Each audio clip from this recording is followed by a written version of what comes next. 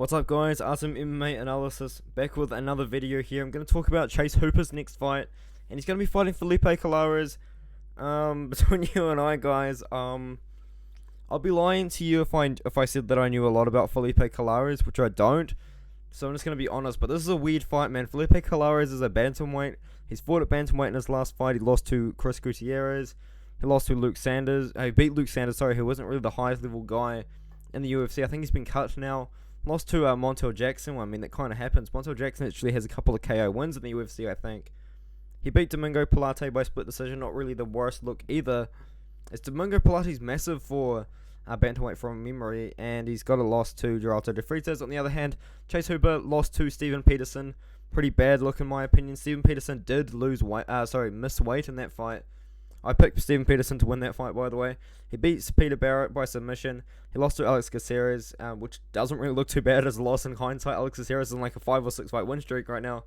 He beat David Tamer in his debut, and Chase Hooper also has a Dana White's Contender Series win, which he didn't get the contract off. He beat Luis Gomez, and then he came into the UFC there.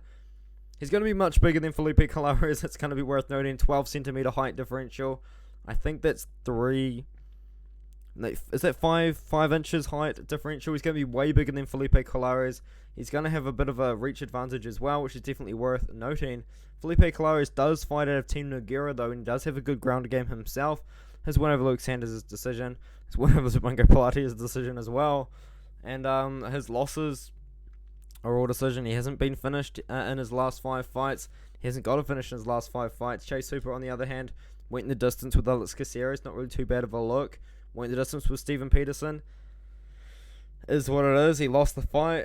Submitted Peter Barrett. Knocked out David Tamer with ground and pound, and submitted Luis Gomez. He's got great ground game, just Chase Hooper. In my opinion, though, I think he's just been signed to the UFC too early. I think this is another example of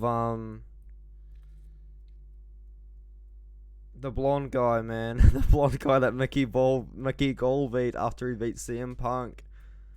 Oh no, what is his name? Sage Northcutt. I think this is another example of Sage Northcutt. I think they've signed Chase Hooper to the UFC too early, and they've tried to build up his record against a guy like Alex Caceres, which they probably didn't realize is as good as he actually is.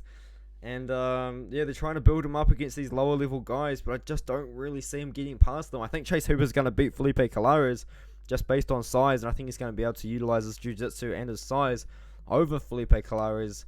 And I think it's going to be a lot heavier inside the cage as well. But I think the UFC will be doing Chase Hooper a massive service by letting him go and letting Chase Hooper fight at the more regional promotions, build up his name there, build up his record, get some more experience. I think it's just the UFC in general is too much too soon for Chase Hooper.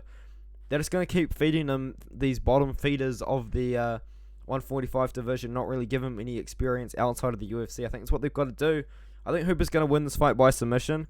I am picking him to win this fight. I do think this is a very favourable matchup for him, considering Felipe Colares is at 135. But I think I just wanted to have that discussion, and I think Chase Hooper, it's just a little bit too early for him in the UFC, man. This fight's been booked 4 months from now as well, which is absolutely insane. But I thought I'd get that off my chest and put that out there.